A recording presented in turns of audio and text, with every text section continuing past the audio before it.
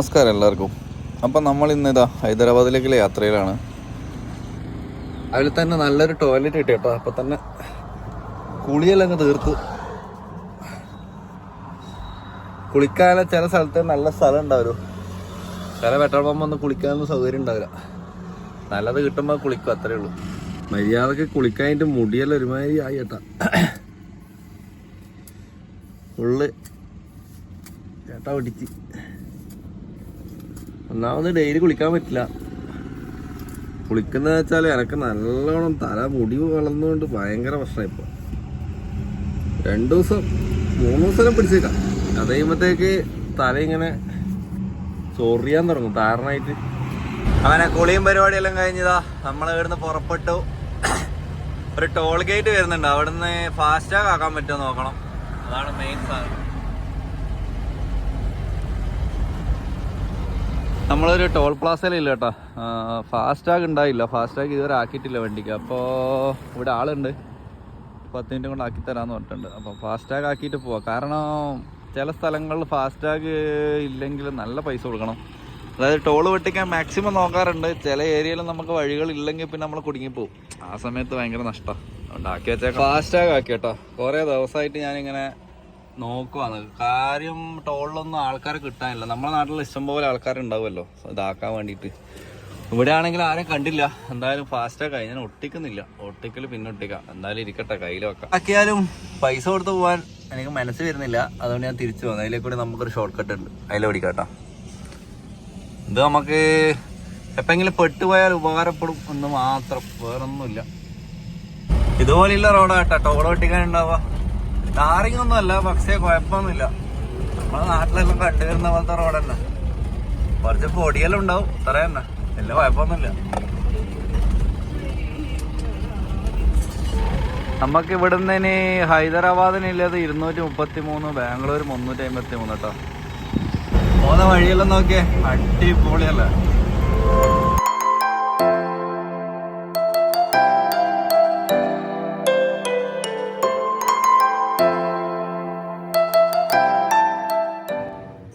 കുറച്ച് ദൂരം യാത്ര ചെയ്തതിന് ശേഷം നമുക്ക് അത്യാവശ്യം വർക്കൊക്കെ ഉണ്ടായിരുന്നു ഫിനിഷ് ചെയ്യാൻ. അപ്പം നമ്മൾ സൈഡാക്കിയിട്ട് പണിയൊക്കെ തീർത്ത് എന്തായാലും ഒരു 2 ദിവസം കൊണ്ട് ഹൈദരാബാദ് എത്താനാട്ടോ എൻ്റെ ഒരു പ്ലാന്. അതുകൊണ്ട് തന്നെ പിന്നെ വലിയ സ്പീഡാക്കാനൊന്നും നിന്നില്ല. വളരെ റെസ്റ്റൊക്കെ എടുത്ത് പണിയൊക്കെ എടുത്ത് പയ്യാണ് പോയത്. അങ്ങനെ വർക്കൊക്കെ തീർത്ത് രാത്രി ഒരു ദിവസം അവിടെ സ്റ്റേ ഒക്കെ അടിച്ച് അടുത്ത ദിവസം നമുക്ക് അങ്ങ് എത്തിയാൽ മതി എന്നുള്ള ലെവലിൽ ഞാൻ വളരെ സ്ലോ ആയിട്ട് തന്നെയാണ് പോകുന്നത്. അങ്ങനെ ഡേ ടൈം ഫുള്ള് ഏകദേശം നമ്മൾ വർക്കൊക്കെ തീർത്ത് ഒരു രാത്രി 10 മണിയായപ്പോൾ പിന്നെ റീസ്റ്റാർട്ട് ചെയ്തിട്ടുണ്ട്. ഒരു ടോൾ ഗേറ്റിലുള്ളത്. ഇവിടുന്ന് ഒരു ചായയൊക്കെ കുടിച്ചിട്ട് പയ്യെ നീങ്ങാമെന്ന് വിചാരിച്ചു.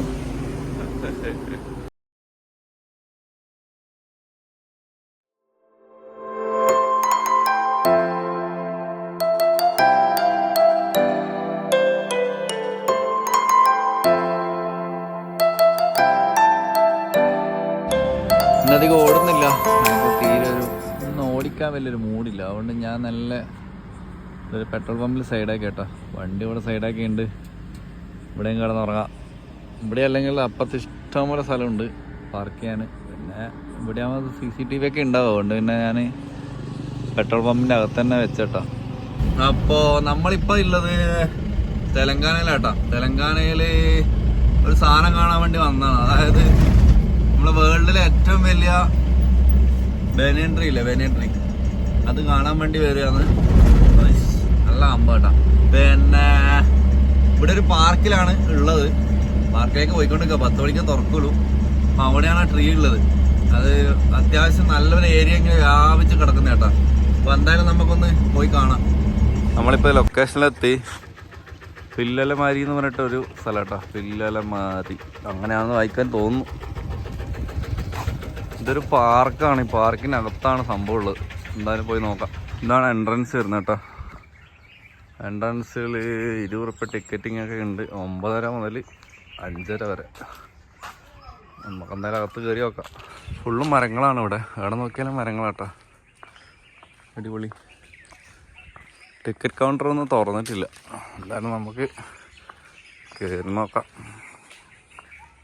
ഇവിടെ ഒരു അമ്പലമുണ്ട്, രാജരാജേശ്വര ടെമ്പിൾ എന്ന് പറഞ്ഞിട്ട്. പാർക്കിൻ്റെ അകത്ത് തന്നെ കേട്ടോ. Reconstructed Rajarajeshwari temple. ഓക്കെ, രണ്ടാമത് പണിതാണ്. 1983 കേട്ടോ. ഓക്കെ, ഇവിടെ ഒരു ആർക്കിയോളജിൻ്റെ മ്യൂസിയം കാര്യമൊക്കെ കാണാൻ പറ്റും. പഴയ കുറേ നന്ദി പ്രതിമ കാര്യങ്ങൾ, ശിവലിംഗം ഒന്നും പറയേണ്ട കുറേ സാധനങ്ങളുണ്ട് കേട്ടോ.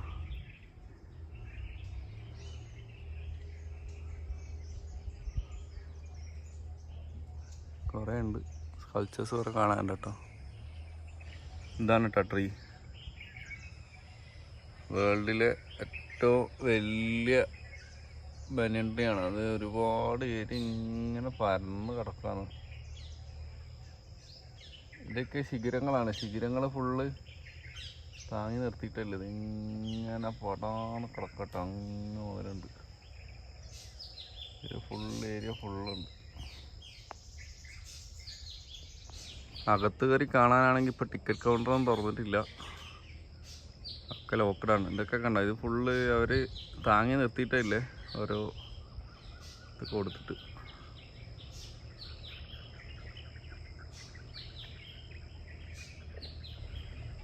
ഇതൊക്കെ അതിൻ്റെ ശിഖരങ്ങളാട്ടോ. ഒരുപാട് ഏരിയ ഉണ്ട്. ഈ ഏരിയ ഫുള്ള് ഇങ്ങനെ വ്യാപിച്ച് കിടക്കുക. അതിങ്ങനെ റോഡിലേക്ക് വരെ ബാക്കി കിടക്കുന്നുണ്ട്. അത്രയും വളർന്ന് ഇങ്ങനെ കിടക്കുകയാണ് ട്രീ.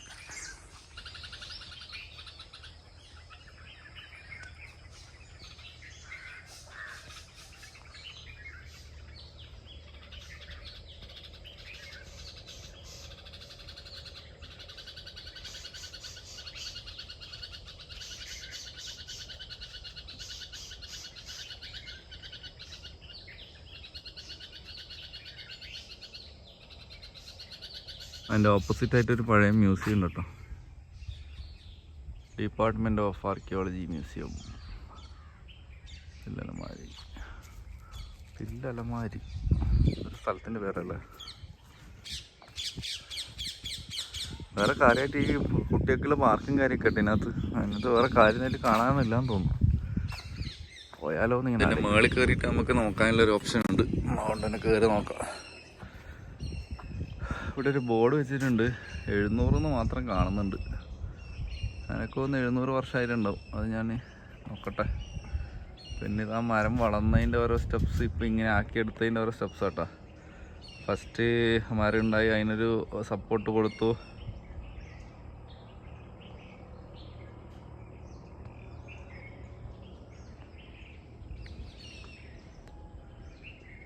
എന്തൊക്കെയോ every 15 days and because it was spread. Okay,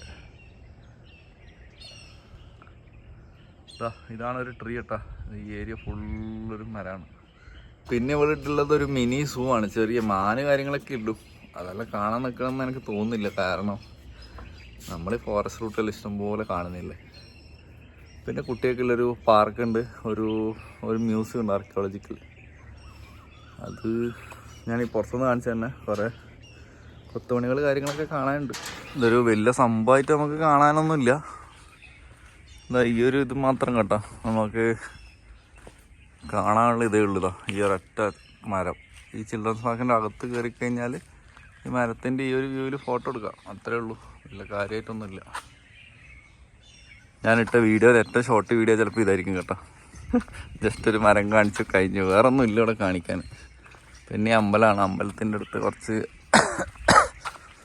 കൊത്തുപണി കാര്യങ്ങളൊക്കെ ഉണ്ട്.